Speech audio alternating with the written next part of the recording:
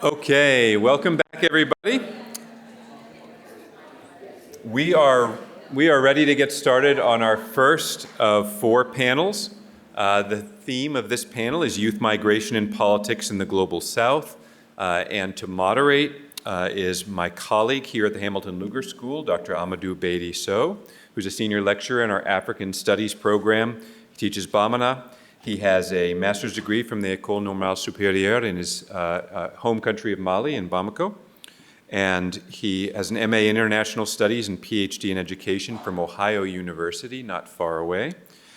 He's also an expert in the theme of the panel, having written a book entitled Political Leadership in the Hand of Teachers, the type of leadership teacher politicians display on the political scene in Mali. And so Beidy will moderate the panel. He'll invite our panelists to offer some opening remarks and then engage them in some conversation. And we hit about the 45-minute mark. We will shift to audience Q&A, which we can handle. Beidy can call on questions. And again, please share your name and your affiliation when you have the questions. I'll signal to Beidy when we're getting close to that 30-minute mark so that we can engage you in the conversation. So thank you, Beidy, for moderating, and look forward to a great discussion.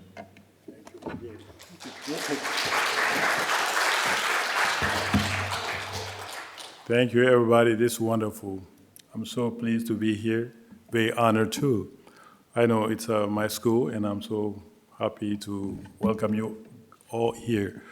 Okay, one thing is that about my dean, introduced me, but my diploma is kind of bizarre. I got my diploma in cultural studies, but cultural study was also by education, so that's why I had a problem. But I did all my work on political science, and it was so bizarre because I got my money from cultural studies. And the cultural studies say, okay, you want to do a PhD in political science, but we have money here for you, so why don't you want to come here? So we have free money for you. I say, okay, I want to do that, but I want to do in the political science. It's that's fine, you can go anywhere, but cultural studies multidisciplinary, but it was house and education. So education has its name on my diploma, but I'm not an education person. Okay, that's a little clarification. Thank you, guys. Okay, professor was a wonderful presenter, and when he talked about migration is not new. It's not new. Yeah. Because let's imagine, without migration, what would we, America today, Canada, South America, even a huge part of Europe, Africa. So migration is something new. So why is it it's a serious issue today? Then we have to talk a lot about migration. But we have to understand also the root cause causes, let's say that way, of migration in the world. But one of the problems of migration, it's like we can only point out to African being the number one that's wanted or unwanted in the world.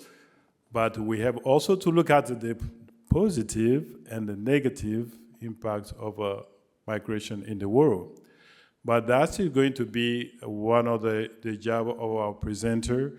So we have to understand also, I will always step in because that's one thing, topic that I did a lot of research about it, and I'm teaching a class about it too.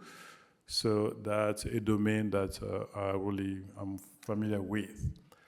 Okay, I talk too much. As any teacher here, so that's our job, so we talk too much, but we talk not for the sake of talking, we talk to help the world to get better.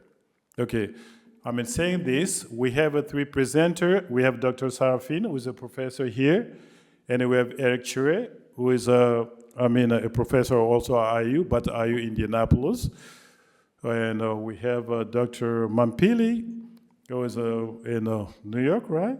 Okay, New York. This is the second time we invited Dr. Mampili to be here with us. I'm here to facilitate, but I'm here also to contribute whenever it's necessary. Okay, after that, I need to give the floor to Dr. Serafín. Okay. Thank you. Hello, everybody. It's a real pleasure for me to be here as part of the panel. And thank you for the introduction. And thank you to the organizers of this symposium, especially to the Dean of HLS and all the team. To start talking about migration or immigration in Latin America or from Latin America, I would like to contextualize. Sometimes we talk about migration in isolation. I think I would like to mention that Latin America is a very multicultural, multi-ethnic, and multilingual country. And it's also the geographic location of Latin America is it's different, it's diverse. We have the jungle, the Amazon region. We have the mountains, I belong to the mountains. And we have the coastal regions, and the Caribbeans, of course. It's a large territory where there are many languages, cultures, and many ways of doing things there. When we refer to about youth migration, I would like to focus on the factors of migration. Why young people, why they migrate to different parts of the world, from Latin America to the world.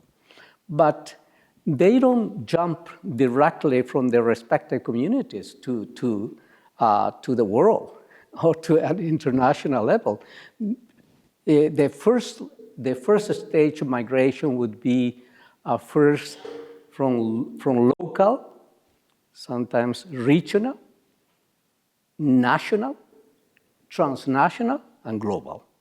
That's the tendency of, the trajectory of the migration. It doesn't happen just from the respective community and come all of a sudden to the United States. Especially, we're talking about population, I would say, not urban population, rural population. In this case, we're talking about many indigenous communities who live across Latin America.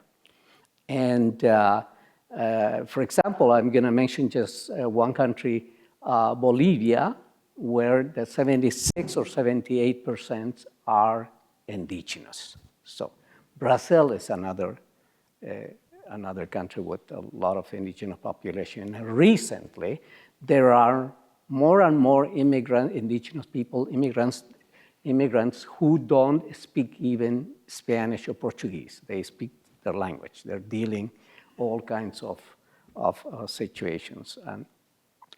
And the factors of, now I'm gonna refer to the factors why young people immigrate to different parts of the world internally and transnationally. The first thing would be, the first factor would be the economic factor. And the it could be, if we join that, if we mix the socioeconomic, sociopolitical factor, the educational factor as well, it's very important. And young people are always looking for new opportunities to change their lives. Because what happened across Latin America, it's the government, the centralized government. The Ministry of Education depends, for example, it's for everybody, from the top down. So the rest, I think that the same happens in other countries around the world as well. So it's not bottom up, always top down. And they don't provide opportunities locally, enough opportunities for education, for social mobility. So young people are mobile, are the engine of progress. They're always looking for new opportunities, new ways of getting, take advantage of the resources that I would say big metropolitan centers offer, especially at the transnational level, like the United States. That's why we have here a lot of immigrants coming from different parts of the world. Those are the factors sometimes, and there are intermarriage as well, another factor to come. They get married to people from, with someone that belongs to a different country, and they have to move. And poverty. Another factor would be natural disasters, conflicts, persecutions, all kind of sometimes local discrimination. Especially indigenous people, when indigenous people move to the big city, the capital, the metropolitan areas, they suffer all kinds of discrimination in their respective countries. And then they try to look for more opportunities. For example, they want to find a job, a decent job, to keep moving forward. I think that's a very fundamental reason why youth always are on the move, and looking for opportunities. I like when it was mentioned before that we should take immigrants not as a problem, but as a resource here. Because, for example, the United States, where there are millions of immigrants from Latin America, all kinds of immigrants. And I say we because I'm from Latin America, we are the backbone of this country.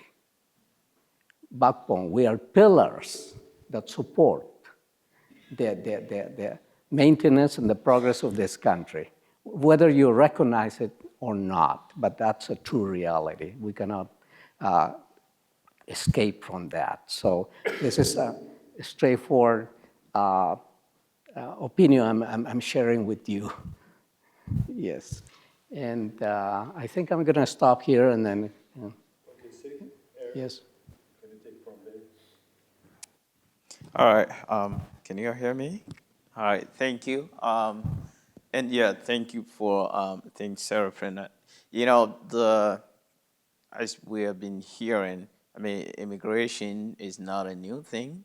However, there are dynamics. I think it's a process, and the way we are looking at it, it's something that I think have been set in motion. It has a geohistorical context in factors that I think shape the contemporary dynamics, and I think it's important. I think one of the things that we see today, what we've been talking a lot, and like when our keynote speaker was talking, see most of the slides and some of the things that look like so bleak, they are the evolving consequences of those forces, and of course the contemporary dynamics are part, and that's where I think leadership becomes important in that.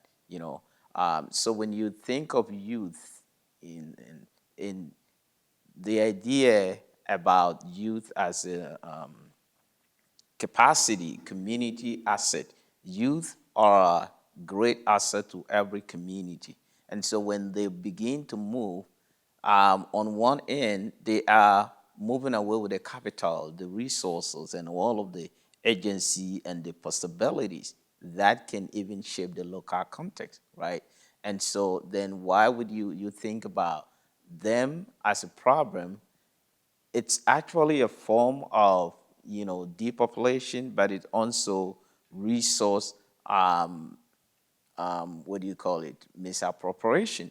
But the context that, initiate those kinds of decisions, Like when you think of, indigenous people, most people in indigenous context, like somebody like me, I grew up in a very, rural area. And how I ended up, I think, different trends of migration. I was just talking with Zachariah how, I moved from small, that area through schooling and all that into the capital, into the urban center, and then ending up here. It's education, right? But one of the things that's interesting is the way the kinds of the education that I received didn't make me even recognize anything in my context to be useful, right? And so it's all the time I was thinking, well, development, life, progress is always outside there. But when you think about some of the, even land is, when we are thinking of, asset, resources, land is one of the greatest key indicators. So why do people have to leave land and go to places where they are not even welcome, where they can't even get land, where all of these things are done? And so that's one area. I think part of it is we are educated in a way that do not even help us to know who we are and what we have and how to turn what we have into usable product for ourselves and for our community. And that kind of education is colonial educational project. I mean, it's too deep, and it's grounded in the, white supremacist logic. I think the other part of it also is the fact that, I think in most African countries, you have nearly all of the resources that powered life in most of these Western countries, you trace them to Africa. And we call African countries that they are low resource, low income countries, disadvantaged countries. But ever since, we discovered those continents, Europeans saw the continent, they have never left. Our models for working is a capitalist. How will a capitalist be continuously in a place that doesn't have any resource, where they won't be able to get anything? But we are not, told about some of these pieces. And one of the other piece of that is, I think, how some of these factors have also shaped what leadership is, and the role that leadership, how leadership create the context that influence the decision for young people to move or to stay, right? And that's also one of the piece. I mean, when you look at most of the leaders in the African countries, a lot of them have degrees and education outside of Africa, Europe, North America, right? So what have we been giving them? How have we trained them to go back and do the kinds of the leadership that really, make them connect to who they are, their culture, their context, and all of the things that actually will help them.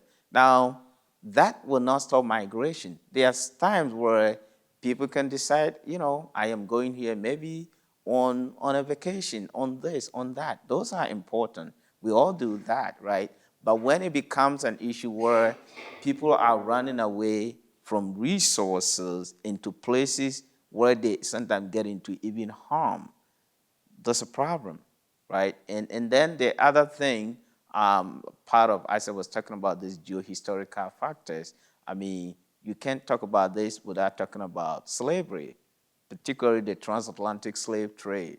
I mean, I think it created a context. This was a global nature, right? The trade from Europe, Africa, and then the product that were made from Europe, North America, coming back looking for market into Africa, but not really creating the context there that will turn the raw materials there into usable product that will keep the people in there, right?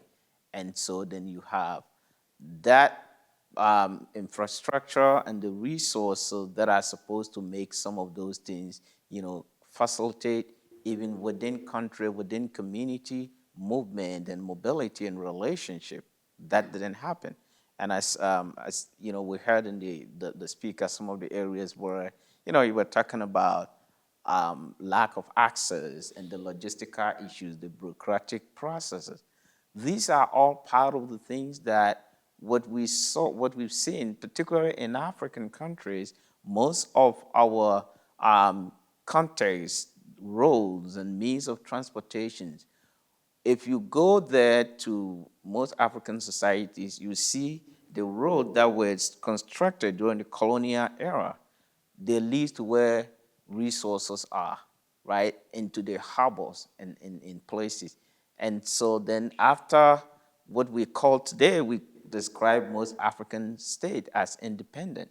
But that's not true, right? That we have some kinds of geopolitical retreat. That is true. But that's the first phase of the process leading to real independence and sovereignty.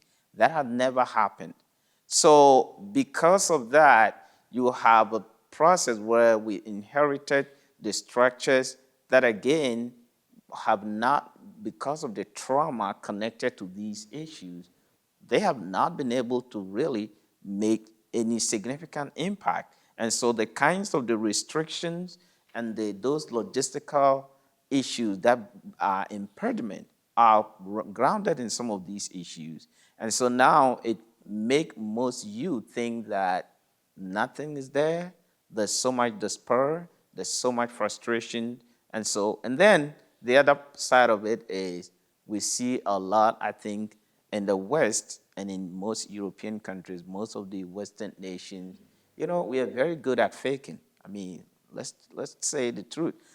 We project a lot of internal beauty and all kinds of things, but we hide so much of the internal fractures that are going on here. And that attract most of these folks, again, which is also the way we think about how life is and what life ought to be, and so it attracts most of them to feel like to make life, they have to be out of the spaces where they have good food, nice, organic food and all of the things, and leave them and to come and eat junks, right? Where they'll be sick. They get all kinds of things without even access to healthcare. And yet we don't tell the truth about what these kinds of things are. So the pull factor here, I think, part of the deceptive mechanism, but it's also designed such a way so that they can come for exploitation, which is working. And then, of course, you have the other part, I think, from the work that I do around, the identity crisis. When I think about collective memories and collective cultural trauma, I think because of the kinds of the histories that, in most Africans, people are, conditioned by, we talk a lot, corruption is one of the factors, but corruption also is rooted in the same history. Because most leaders will amass resources and hoard it and move them away from creating opportunity for youth. But those corruption has the same, origin and the history. Like most of the African societies during the colonial administration, they were collecting taxes, right, at the expense of their people into the colonial masters, and they were getting commission. Some were getting about 20%, 10%. And so today, our political leaders are still walking in the same shoes. A lot of them get into power. They want to come and buy houses in the West. They have savings account in the West. We don't do anything about those things, right? And so the monies and the thing that they would have used to build the infrastructure that would keep the youth there are saving them. They're saving them here. They are paying mortgages for them and then building their own aristocratic system to come and still continue on those kinds of things. And so then a lot of them, with that opportunity, think, okay, then they need to move out and look for the opportunity. And so before I stop, I think the other time I was looking at, there's the data, there's this, and in Ghana specific, we have this Child Inc. International. They did a research interviewing about 11,288, youth from 12 to 17 years old. And some of the things that they raised were like about 90% of them were very proud to be, Ghanaians.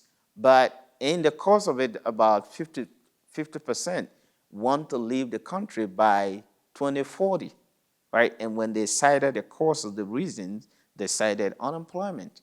And that across the African country. I mean, Afrobarometer data would tell you most of them, even after education, don't have jobs. And it comes to talk about, the nature of the education. But then they also talk about high poverty, right? They talk about corruption and the poor education system and streetism. These are all factors that are linked to these same historical pathing that are shaping leadership processes.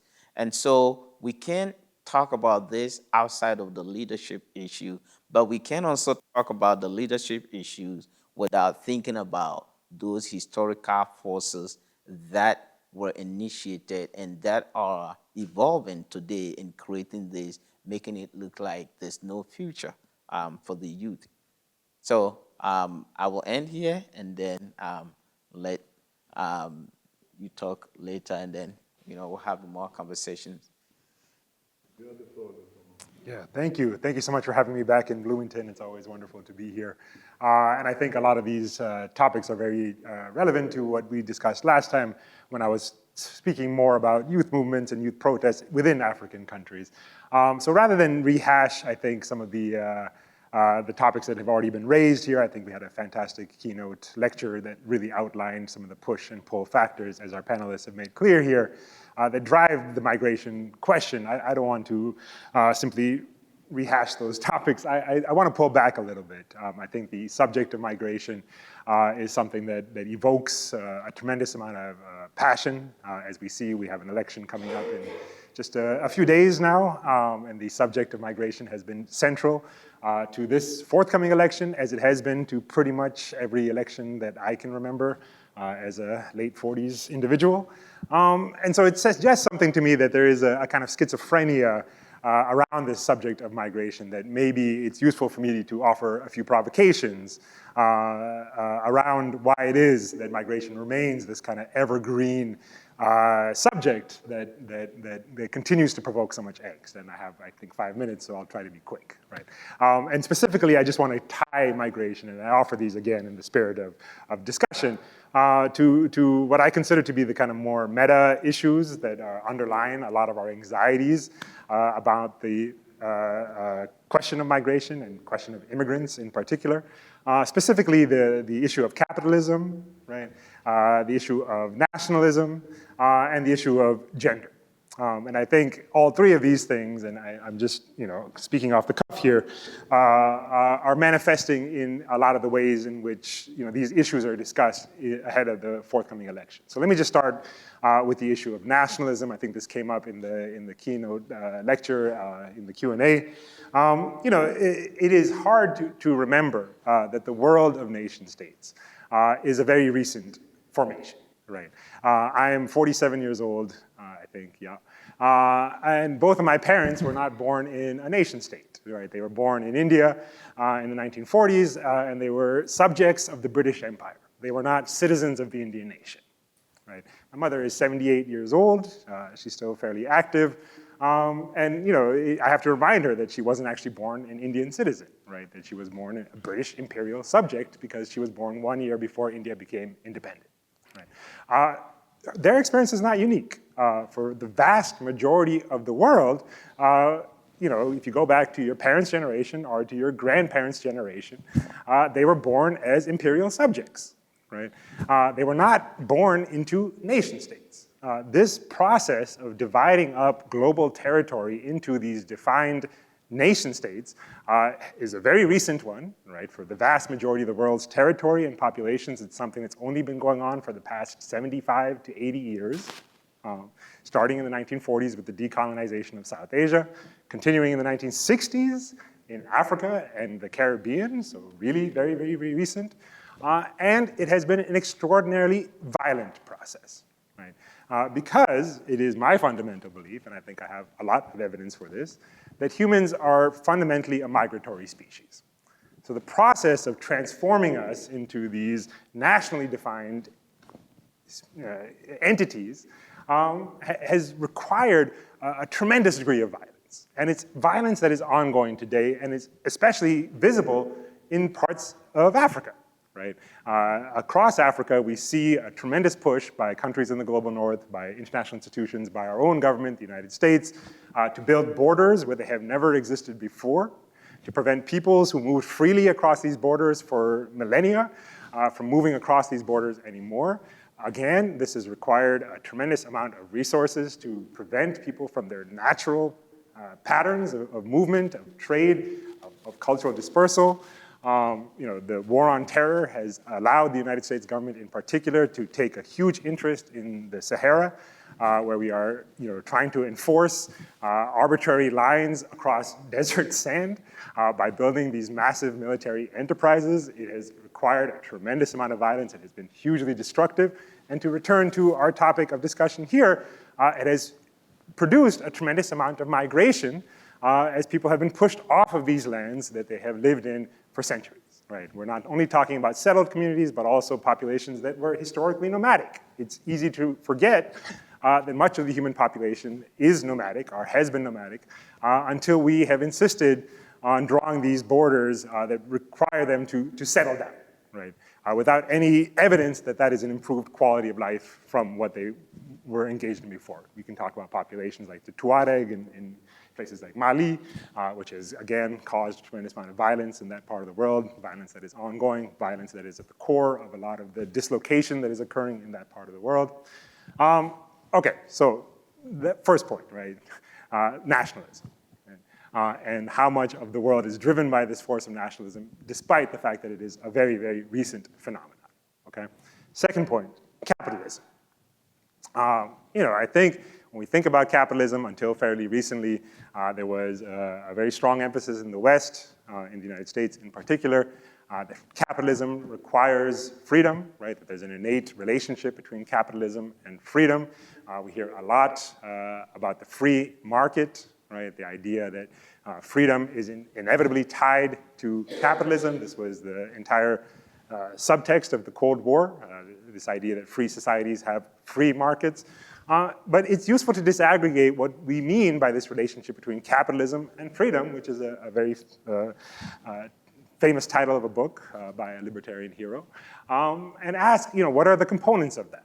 Right? And we can think of capitalism as requiring three types of inputs, right? Obviously, capital, it's right there in the name, which is money. We insist that capital be free so that you can move your capital anywhere in the globe in an instant. You can buy assets all around the world. We know that corporations have investments, so we call them an American company, but all of their inputs are coming from African countries, all of their products are manufactured in Asian countries, and they're all sold back here in the West or in Europe. And that is essential to how global capitalism functions. We need this free movement of money, right? We need also, obviously, the free movement of goods, right? The products that are being produced, ideally, again, until fairly recently with the rise of Trumpism in the United States, we expected that goods should move freely, that they should be able to move across borders without any sort of tariffs and subsidies. And that has allowed, especially in the West, in the global North, a tremendous improvement in our quality of lives, right? We can buy supercomputers for about $900, or much less, for about $250, you can buy an Android smartphone that has been produced with commodities taken out of the ground in Africa, often, again, producing tremendous amounts of migration, right? Because this destruction of the environment is happening on a world historic scale, and it is transforming the livelihoods of people across places like the Democratic Republic of Congo, where I've done a lot of research, Sudan, another country that came up a lot in the keynote speech, that is a major source of many of the resources that are required to produce these goods, right? And we take it for granted, right? Most Americans will say, under Trumpism, that they would prefer increased tariffs on many of these goods.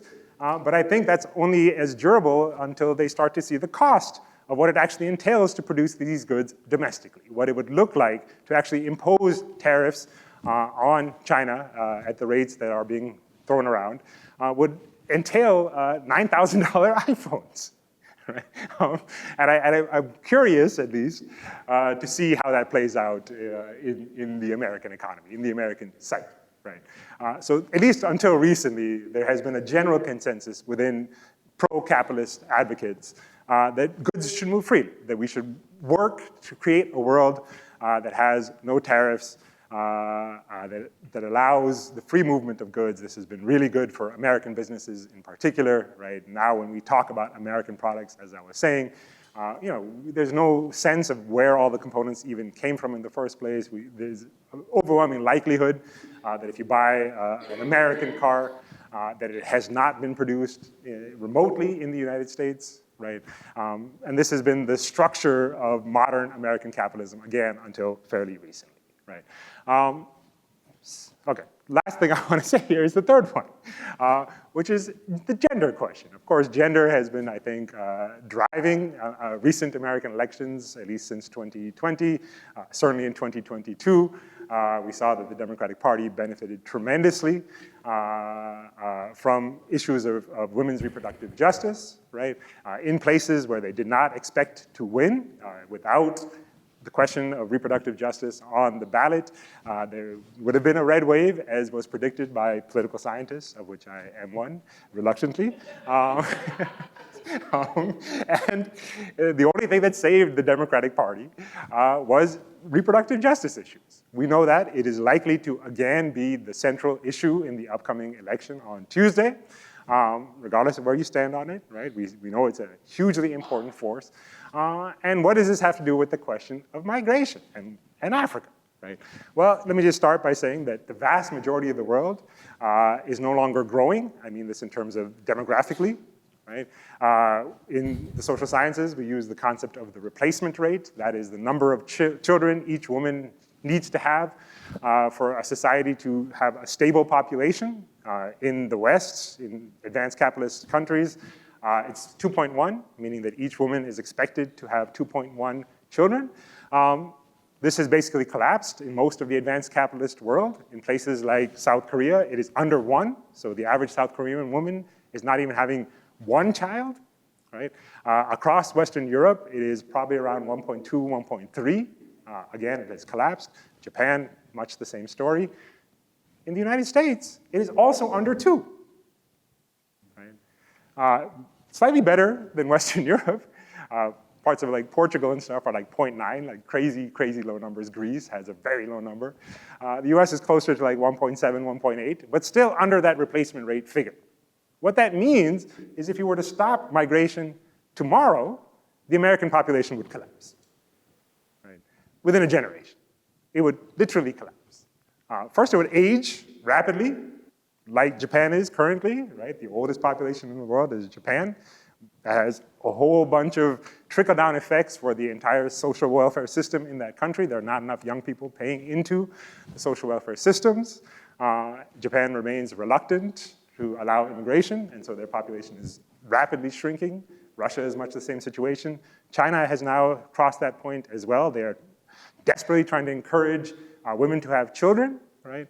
India, which for a long time was a country that produced a surplus of people, has now moved in the opposite direction. So it recently peaked at 1.4 billion people, but it's expected to start to decrease, right?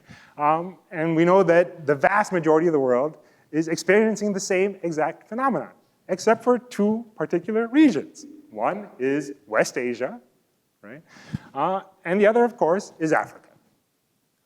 Those are the only 2 parts of the world that are actually producing more children at a sufficient level, right, to actually grow their societies. The rest of the countries that are growing, like the United States, are only growing because of immigration, right?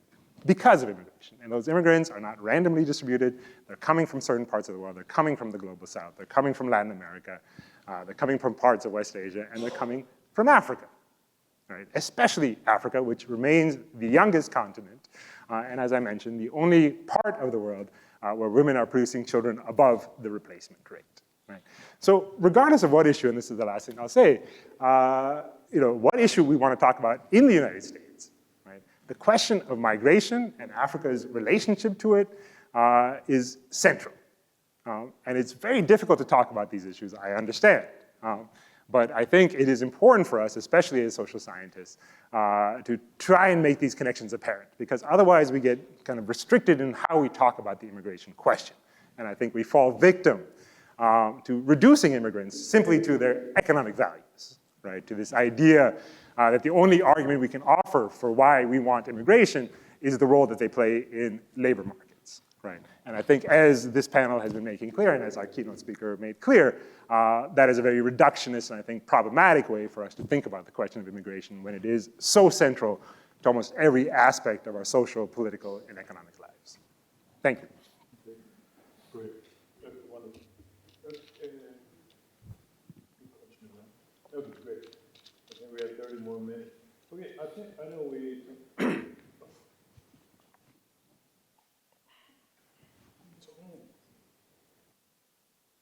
Yes, I'm sorry, it was not on. Can you hear me now? Okay, great. So, I mean, we've been talking about different things. So, like, one thing that I think that we need to, elaborate on a little bit is the leadership vis-a-vis the migration in Africa. And knowing also that Africa has been oppressed by different powers, and the different power might not have the same impact in this Africa the same way. So, and then we might find French oppressed Africa, and British oppressed Africa, Portuguese oppressed Africa. I mean, migration might, be different from those places. Okay, what the role played by those leaders there in those areas, the leadership playing in those, different regions, okay, oppressed by different power in Africa. So I want to ask to be able to explain a little bit to people that's how the migration trends, okay, is in those different places in Africa. But we can talk about Latin America too, because of Portugal were there, and Spain were there, so we can present that picture. Even the French are there too, yeah. Yes, regarding Latin America, of course, leaders play an important role, because if the leaders are not providing opportunities to the youth population, different kind of opportunity, a wide range of opportunities. And then these young people will seek, will be looking for other opportunities to go to different countries. And leaders have to provide education, provide even health service, provide even technology access. They have to protect young population so they can continue moving forward. Otherwise, they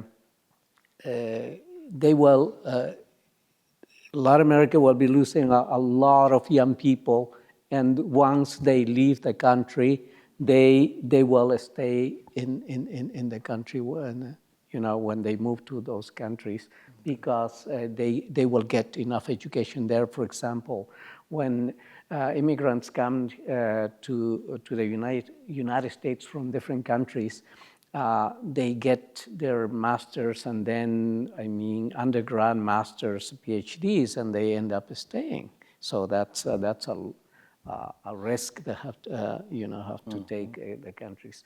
Instead of providing those opportunities, young people move because, as I said, they are not happy with whatever limited resources the government provides, the leaders provide them.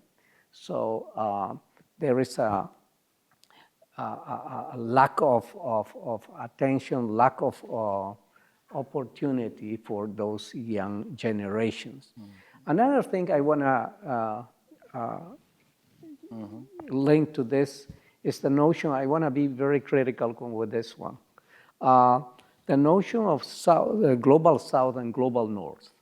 Why we are trying to create those divisions without any, the division is economically based, period. It's not based on geographic locations, nothing. It's just the economy. All the global south, we are the poor, we are the developed, we are we are countries that we need help. We don't have enough economic resources. So that division, to me, it's very, creating dichotomies like whites and non-whites, rich and poor, those dichotomies are dangerous for society, because that creates division. On top of that, the political divisions as well can affect in a negative way, the harmony of the population. Thank you much. Eric, do you want to help us here? Yeah, I mean, I think, like you said, I think they are different, and this is, again, you begin to see, if you look at even back in the 1500s, the way European powers were fighting among themselves on the African continent. What was it for? For gold, for the mineral resources, for all of those things. And that hasn't really changed that much. Of course, there are new twists to that. And so you're thinking about the different, like the Portuguese, the French, the Britons, and that's where you see how different African countries are speaking different languages. Frankly, they're not different, but the languages are determined by the colonial masters and how that operate. And so then that has also weaved into the leadership process, because the way it has worked, let me go back even with the transatlantic slave trade, because those who were picked to be part of the traders, they've used them to sometimes got their children to go to Oxford, to go to most European universities to study. And so then they will come and continue on their father's legacy, their parents' legacy. And that's the same way that we're seeing. And so you're beginning to see that the history has been evolving. And so for me, most of the work that I do, I look at it, I think, from the template by which, the race-based enslavement mechanisms work. And it has also fashioned in the way that the leaders, African leaders today, who are mostly coming out of the generations who profited off of it, continue to benefit. And so now today we have, like, even frankly, the idea about, African leadership, we have the colonial bourgeois, which the idea that those who were even fighting for independence, a lot of them, with the exception of few people who had really good motive, majority of them, the idea was that given that they have become masters of, they have become so crafty in mastering the act of being European, they wanted European bodies out so that they can now take over and begin to actualize the European culture, the European lifestyles, and all of the things that by virtue of the European education they have learned. And that's what is happening, because that kind of thing always see humanity within a hierarchical terms, right? And so when people are seen within that hierarchy, they are not seen on the basis of their humanity. And so where you belong to in a hierarchy, as we see here with race and things, it is tied to material, economic, and in social prestige. And that work to discriminate. It worked to ensure that the resources within the given context that the members are supposed to benefit from are unevenly distributed. And that leads to this opportunity hoarding. The problem we have in Africa is not that we don't have anything.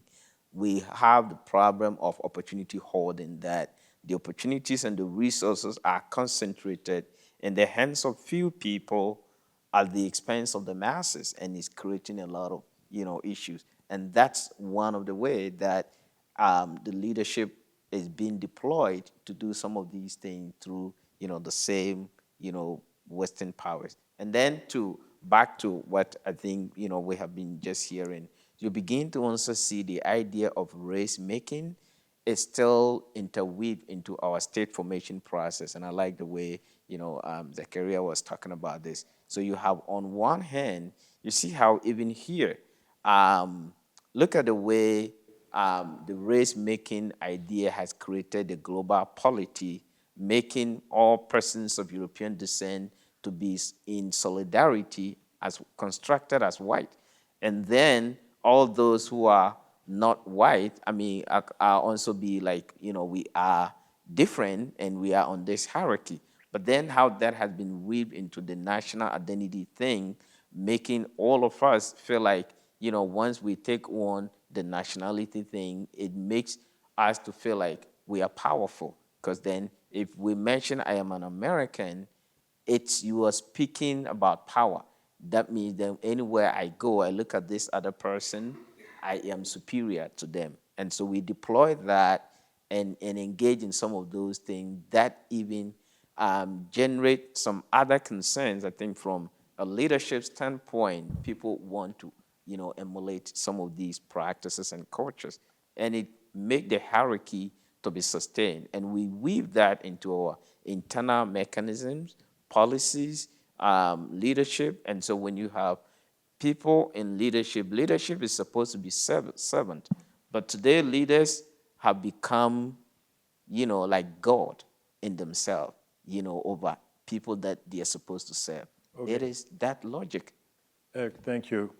Dr. Mampili, do you want to add something? Yeah, I would, try to build off of what I just offered is, I think there's a global crisis of leadership. I don't think it is unique to the African continent. I think I see it across the global north, in the United States. I see it in South Asia, where my family is from. We live in these sort of gerontocracies.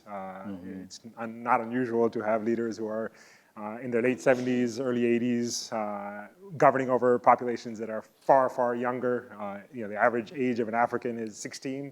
The age gap between African population and the African leaders is 40 years, right? Which is the same age gap between Americans and President Biden, who was the oldest president in American history, right? That's the average on the African continent. So there's a real disconnect, and I think it manifests in many different ways, right? I think they're trapped in certain kind of ideas, some of the ideas that I was expressing earlier, that have not worked, that are not effective, that tend to view young people in particular as a threat rather than an opportunity to harness, right? We see this in numerous ways, especially around the question of migration. African leaders have allowed their countries to be transformed into these buffer zones to prevent their own young people from traveling to Europe, often again through tremendous violence, right? Countries like Rwanda have offered to take on refugees and asylum seekers from England and have them exported to Central Africa.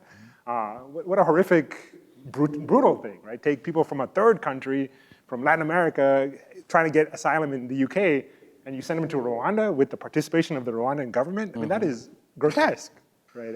It's inhumane. Yeah.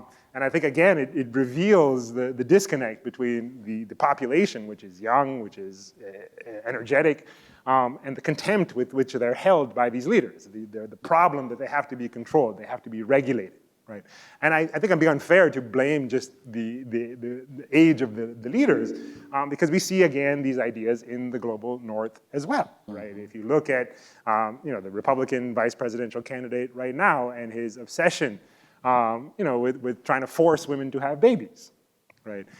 This is not unique, right? It is, again, a very problematic resolution to a real problem, right? In their mind, they don't want these migrants coming in, but like I just mentioned, the population would collapse without them. So what is your solution? Well, you have to force the women to have the babies, right? In Africa, we see across many African countries, even in countries that historically have been very liberal, like Cote d'Ivoire, an obsession with young people's sexual practices, right? So the criminalization of gay sex, people being lynched with the encouragement of political elites for their very private personal sexual behaviors in ways that we didn't see even 5-10 years ago, right? So around the world, we are starting to see governments, because they are so bereft of any ideas of how to deal with the real crisis that we are facing, choosing these strategies to intervene into our most personal domains, right? A woman's right to choose, a human's right to fall in love with who they want to love. Increasingly, that's all they have left, right? And sadly, it's not like the global north has been this liberal beacon pushing for some sort of universal values, right? Instead, governments across the EU, governments across North America have been trying to use governments in Africa, who are often led by very venal and corrupt leaders who are susceptible to these types of overtures, to implement, I think, these extremely retrograde and backward visions for our futures, right? And what do young people do? Well, as we talked about last time when I was here, they protest, they rise up in the streets only to be crushed by their own governments, or they flee, seeking some sort of better opportunity, right? And that's really tragic that that's how we deal with our youth, rather than actually trying to address their very, very legitimate concerns, right? And I think it is a crisis of global leadership, and I think it's being reflected in the collapse of what we'd call the Western liberal order, right? That we are all living through, and we are certainly unclear about what will happen next. Yeah, right. Okay, so the total, we have 30 minutes left, or what? How many more? Okay. Q&A. Okay. Once again. Okay, so it's wonderful because when we look at the African society and look at the migration trend, in Africa, I coming from a French-speaking country, and the keynote speaker saying that, talking about real independences in Africa, and other people talking about, independence really doesn't exist in the French-speaking African countries. But when we look at how they got the independence from France, and the French presence in those countries, so then anybody in those countries will leave the country. To go, find himself or herself somewhere else. Because you cannot live in a country when you cannot really build factories. You cannot live in a country where you don't control your educational system. You cannot live in a country where you don't really control your economy. You cannot live in a country where you cannot control your own army. You cannot live in a country where you don't even control your own currency. So there's so many things. Questions from the audience. Yeah, okay, yeah. I'm just adding this so quickly that I'm going to get a question. Okay, living in a society like this, it'll be difficult. So people in this country will tend to leave the country. Okay, so just a little, addition to whatever they said. Okay, then now it's open to questions. Go ahead. Hello, Ryan McDonald, Master's of International Studies here at HLS. A lot of these political phenomena in the global north are not happening along entirely unexplainable lines. Men and women are having extremely different preferences in their choices of policy and methods. And so in what angle does the global south replicate these patterns of sex-based differences in policies, and what influence does this sort of political polarization between men and women stand to shape future policy? Interesting. Anybody want to jump in? Okay, I go back to, one of the things that, particularly in the most African indigenous setting, the role that the women play is very critical. Like in Ghana, for instance, we call the woman equated to Asasia. It's like the land. It's a symbol of a nurturer, a protector, a giver. And in even the traditional sense, the way the chieftaincy, the chief, the female had a tremendous power over the chief decisions and other things. But today, none of these things exist. Again, this is where sometimes we are quick in dealing with the symptoms. We don't really focus a lot about the patterns that have ruled some of these things. The oppression of women really is white supremacist logic. I mean, white women were not even, we know in this society, white women, how they were meant to be at home and keep order, ordering the children and be submissive to husbands, right? But when these ideas begin to take on this global nature, it began to kind of work to displace some of these indigenous knowledges that honor and respect the humanity of women, and now brought in this huge patriarchy system. And now it is taking on this phenomenon that looks like it is, a current issue. But if you look at the patterns, it's clear. And these are one of the ways where you begin to see that even all of us, we have become so implicated in the kinds of the ideas that we have embodied is violent in nature.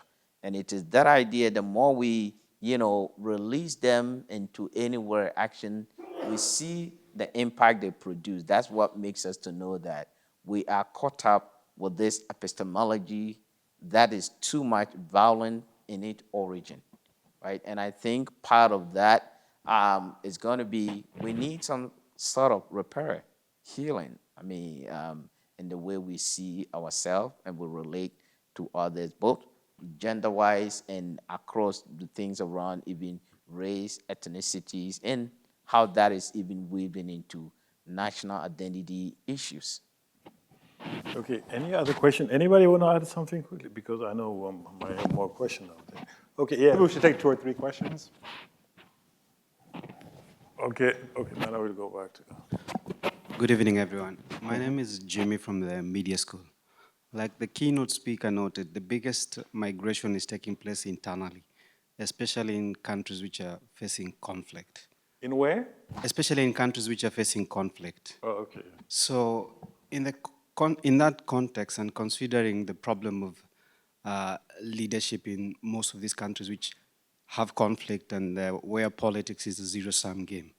So in terms of thinking ahead, what kind of solutions can be proffered to help deal with this internal migration where politics is a zero-sum game? Youths have no avenue within which to protest, because when they protest, they're killed, they're brutalized, so they have no way out. So how do you solve that problem? What kind of solutions would you prefer? Thank you. Okay. Anybody want to propose a solution? Should we take a few questions, or do you want to just? Let them answer. Okay, can we take a few questions? Okay.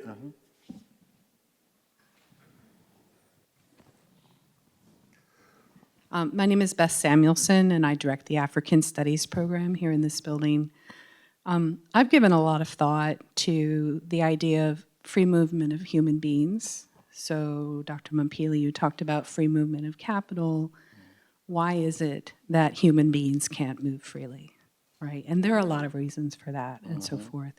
But what I really want to focus on is something that you were saying, Dr. Kyere, about healing. Because the kinds of migrations that we've been talking about often involve a great deal of trauma. And protests involve trauma and so forth. And so I guess what I want to throw out is something that I've been having conversations with here in the building with some thought partners about how do we help people to feel that where they are, their culture, their language is valuable, right? And that when they go out, because they can move freely, right? Like if they go out to work for a while, they're probably going to want to come home because they value it. They see how they can contribute to their own family, to their community, but they can work somewhere else for a while or go somewhere to study. And these institutional barriers that exist internationally, but also internationally, there are a lot of institutional barriers, even in the United States, that prevent people from moving freely. even though we think of ourselves as a free people, all right? But how do we help people to have that sense of confidence and belonging and home, essentially, that gives them the grounding, right? So when you migrate or when you travel, you're doing it because there are opportunities, right? Maybe you're discontented with where you are. I was like that. I went to Taiwan for 4 years. I had to get away from home, okay? And the reason I came back was because of a love of home. And eventually, so that freedom should be available to everybody. And some people will stay wherever they want to be. But why is it that we can't have a greater freedom of movement for human beings and see them as human beings, not as cogs in a capitalist system? Interesting. Thank you. Okay, we take another question, a third question. So okay. Nana, I think you were like a second person.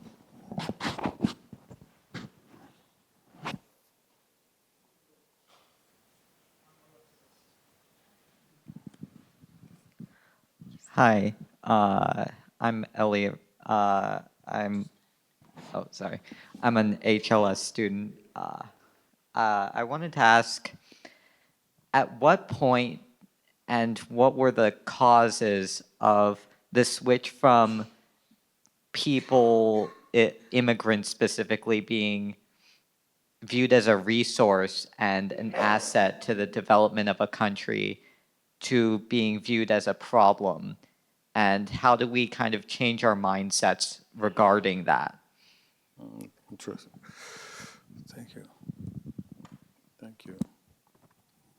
Okay, so we can go ahead and answer. So anybody? I can try.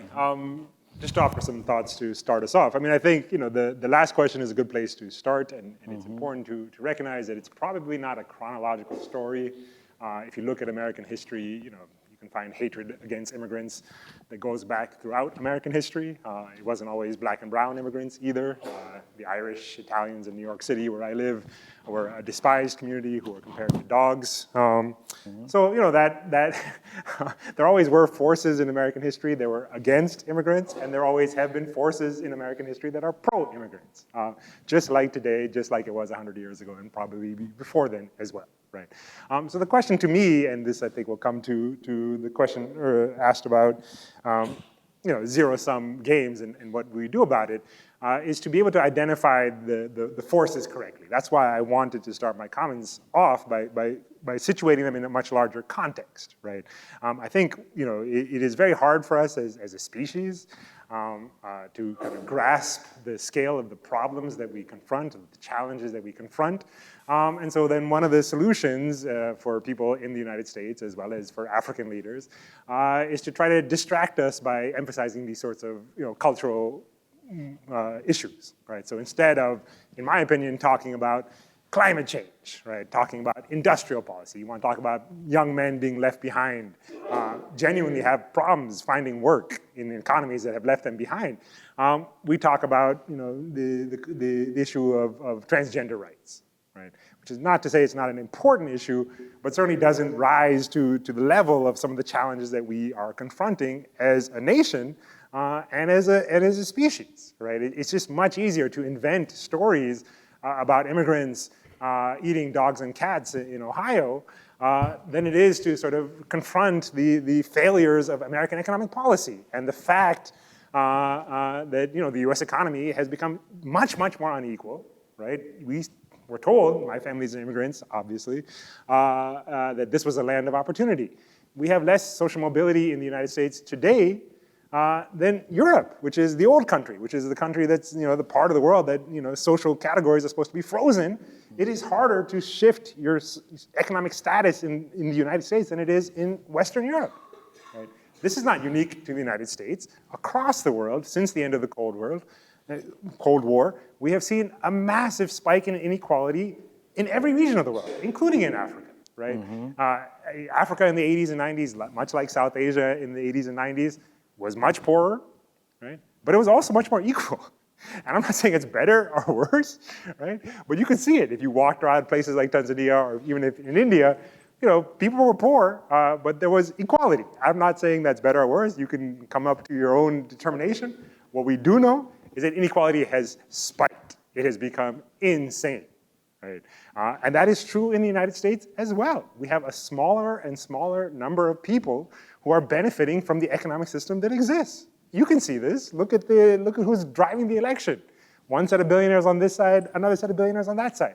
It's not unique to the United States. It's the same thing that we see in Europe. It's the same thing we see across African countries, right? Nigeria now has multiple billionaires. And they act like that's something to be proud of, right? Rather than a failure. Nigeria both has the most billionaires in Africa and the most number of people living in extreme poverty in the world, right? 85 million Nigerians live in extreme poverty. So who cares if they have 5 billionaires? I find that strange, right? I'm not romanticizing the 1980s, but you hear the same story in India. You have these people, some of them are the richest people in the world. There are Indian families, 2 families in particular, that are worth over $100 billion, right? You've never heard of them because they don't do anything productive, right? They only have that kind of money because of their proximity to the ruling party, which walks around and pretends like it is a pro-po party. It's extraordinary. It's extraordinary. These are the challenges that we're confronting. A world in which fewer and fewer people are taking up more and more resources, right? While leaving the vast majority of us with nothing. And then we fight over cultural issues. It's a brilliant strategy, right? And it's tragically unfolding in so many parts of the world in ways that I think prevent us from having honest conversations. Whatever country we want to talk about, and I'll stop here because I want to let my other panelists speak, I could give you examples, right? In the Congo, in the Sudan, there are people making money on a world scale, right? And they do it by extracting resources at a level that is inconceivable for the human brain. If you go to Eastern Congo, where I've been many times, right? And you see some of these mines that are the source of the resources that are driving the green transition here in the United States. They are extraordinarily vast. They're bigger than this campus, right? And they're filled with more young people, right? Preteens, extracting those resources for the profit of foreign billionaires in conjunction with Congolese elites. That's what they're fighting over. They're not fighting over ethnicity. They're not fighting over whatever you think they're fighting over. They're fighting over billions and billions of dollars. And the entire global capitalist supply chain is complicit, is essential to these kinds of fights. Right? So for me, we have to be able to make these connections, as difficult as it is. Right? Anybody can add something to that because we don't have any more. One sentence. Yeah, go ahead. I think the way to recognize immigrants would be providing path to citizenship. That would be the best recognition. So, because immigrants play important roles wherever they go. That's all I can say. This direct path to citizenship. I mean, just to add up to what I forgot your name, what you asked, and then what Bert was saying. The idea about seeing, people as resource, I think that's something that's across the board. It's a normal thing. It's a positive thing since time immemorial because we all connect each other and we are resources to each other and to our communities, our environment. Because, through people, things operate even at the structural level, but human beings are the mechanism by which things connect, have their materiality in the direct effect that they have on others. I think the question is, and that will come to some of the questions that Bert was talking about. The question is how we have, few people have sort of deployed this idea in a more, kinds of, from that balance idea to exploit that idea that we are resource to each other, but few people have sought to exploit that to their advantage over all of us and in a more reciprocal way, right? Because I think none of us, we all depend on each other. But look at even the way capitalism has overturned that idea of our interconnectedness and our interdependentness. And then it's using it, but here we all, even in this country, we say we are individualistic society.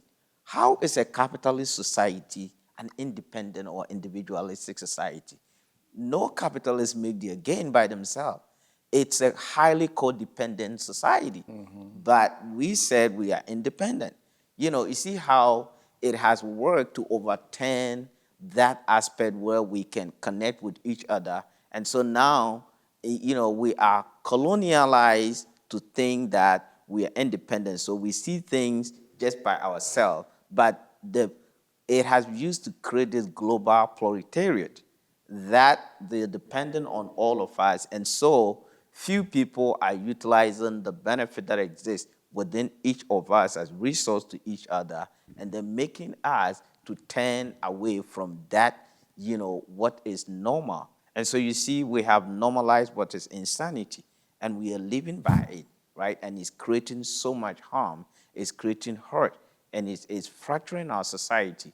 And so for us to, that's where, for me, I think healing, and that will have to work from our epistemic standpoint, seeing reality and calling it what it is, and then looking at ways to recapture that sense of our interconnectedness in a more positive way that does not benefit few people, but it's something that we share. And we begin by building trust, building relationship, building communities, because that way we will be able to see how all of us, how we are made to feel like we are different. These days we don't talk about what we all share together. We are always thinking about our differences. Of course, we are unique in different ways, but our uniqueness is actually what should make us feel connected to each other, because it brings, a different dimension that bring our wholeness together. But we are capitalizing on these social invention, and we are actually calling ourselves so different, and that difference is creating huge empathy gap, right? And when that empathy gap is widened, the more we remain passive and complicit to all these forms of violence that are happening. But at the end of the day, who benefit? Few people, and all of us get hurt by it. And so if we can begin to see and retrace our step back to what makes us as human, we will be able to work towards that repair and, changing the narrative by which we have been given, and creating a narrative that we all, connect with, and that also aligns with our reality. Okay, I think that will close our discussion here, and thank you guys.